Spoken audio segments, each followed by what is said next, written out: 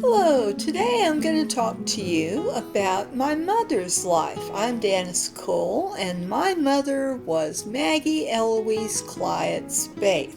Now, she went by Eloise most of her life, and she began life as a child on a farm in Randolph County, Georgia. Granddaddy sharecropped, and Mama grew up going from farm to farm occasionally as Granddaddy sought work. This is Mama's senior picture. She was in 9th grade when this was taken, and this was at the old Cuthbert School.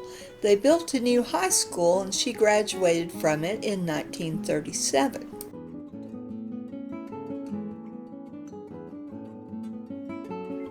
This picture was taken in 1943. Mama joined the Waves, which was the women's auxiliary of the U.S. Navy. She went to Great Lakes, and there she met my father, who was sick in the hospital at the time, and they dated and got married. In 1950, Mama decided to continue her nursing career and went to Grady Hospital, where she had to live in the dorms like the young unmarried students, which was weird, but that was 1950 for you.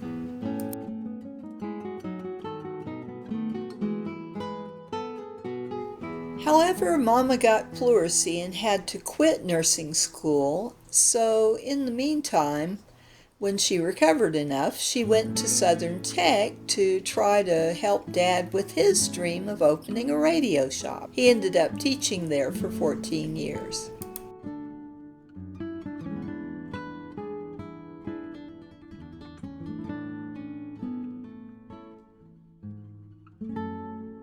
But Mama never was a person to sit around and feel sorry for herself. She still took on pursuits. She learned to shoot and was very good.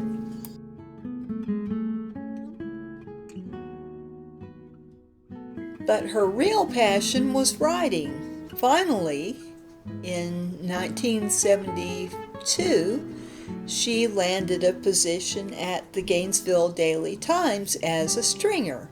So she would submit articles, and she was paid by the column inch.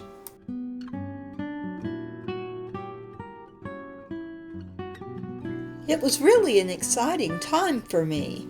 Mama ended up having 2 columns in the paper. She would go into schools and interview kids. For example, in a 4th grade class, she asked the class, "How old is old?" And she would gather up the responses, and the cutest ones made it into her column. Newspaper sales went up.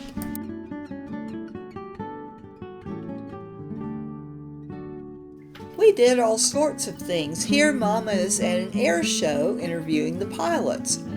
And she also did a lot of political pieces for the Gainesville Daily Times. She also did travel pieces for the Waycross Journal-Herald.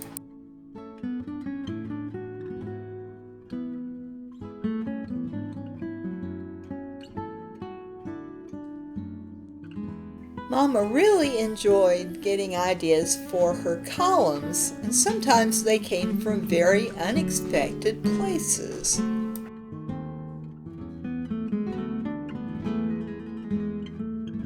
Here's a sample of Mama's writing from 1974, a piece entitled "Everyone Looks Down on Mom."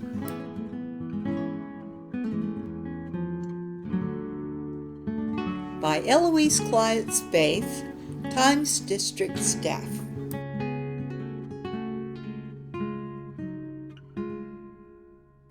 I've never thought of myself as short. I always thought 5 feet and 5 inches was about average, until lately when I started getting this complex about my height. It's because everything that walks on legs around my house somehow manages to be taller than I am, whether by nature or design. The chicken wire owl doesn't even walk. He just sits above me.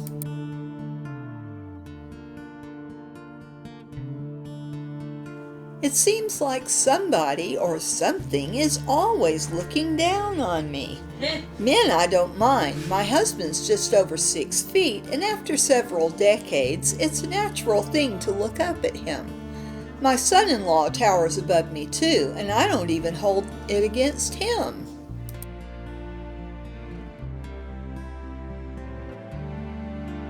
I guess my complex really began when both daughters outgrew me by 2 inches. To hear them kid me, you'd think it was more like 2 feet. Number 1 daughter is slender, and that's not so bad, except she keeps looking down her nose at me and asking, "Are you shrinking up or something? You're so short."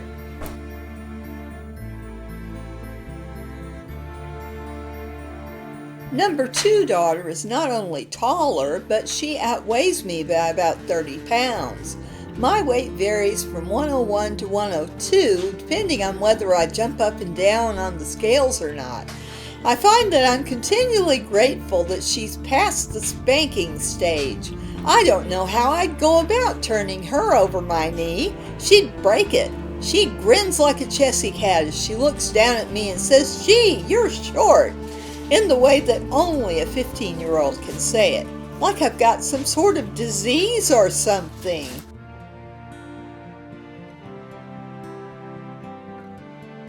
It's the animals that really get to me. I know they are conspiring day and night, finding ways to look down on me. The cat from Siam loves the bookcase and record shelf. He knows it's my favorite place, and he hides there so he can make me nearly jump out of my skin with his squall like a siren with laryngitis. The cat from Alley hides in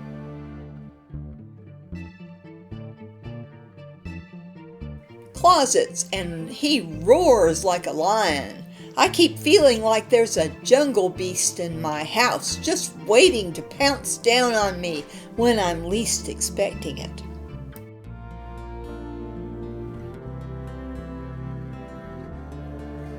Puppy, the 60-pound Doberman, must stay awake nights thinking up ways to look down at me. His favorite place is sitting on the hassock in front of my chair, looking me straight in the eye. I can't sit tall all the time, so mostly he's above me, and always he's on my eye level with me. If he's not doing that, he's sitting on the arm of my chair, looking down his nose at me. I dread taking him outside on the loop chain. I wind up either sitting or lying on the ground with the chain wrapped around my neck, wondering how to keep from choking while he stands above me, laughing. I don't find it funny.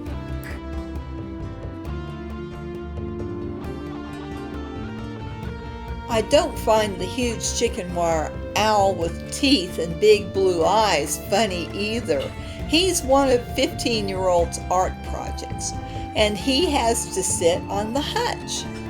That's the only place in the house where he will fit. Even though he's an inanimate object, he further adds to my complex. His 3-foot wingspread always gives me the feeling that he's going to suddenly swoop down on me. Plus that, he leers 24 hours a day.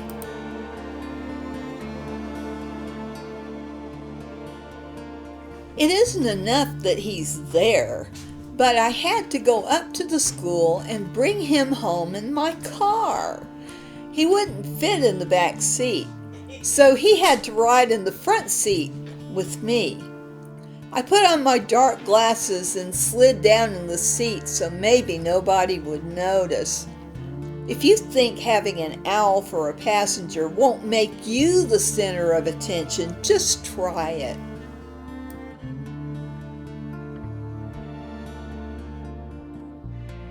Kids hung out of windows of passing cars and pointed, and everybody stared.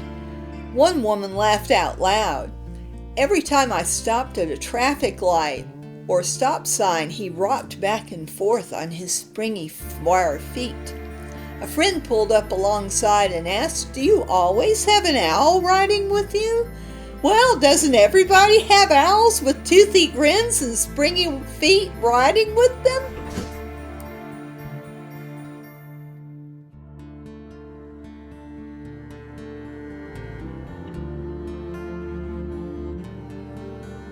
This chicken wire owl was made of paper mache, and I made him in my 9th grade art class with Ms. Marilla Martin.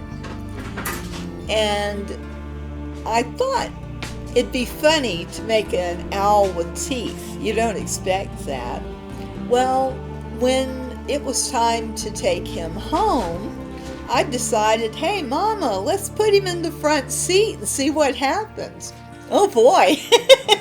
People nearly ran off the road. A policeman stopped Mama and says, "I hope you're going right home with that thing. You're creating quite a commotion." And she said, "Oh yes, officer." But we did go up to Clarksville to get the picture taken for the article, because already she was thinking, "Oh, I can write about this." So we went along in the car, and I had the owl stapled by his feet onto the board that he sat on. Well, every time, he was constantly rocking. So people were staring, and yes, one woman did laugh out loud. It was pretty funny, and Mama just got a rise out of that. She loved a good joke.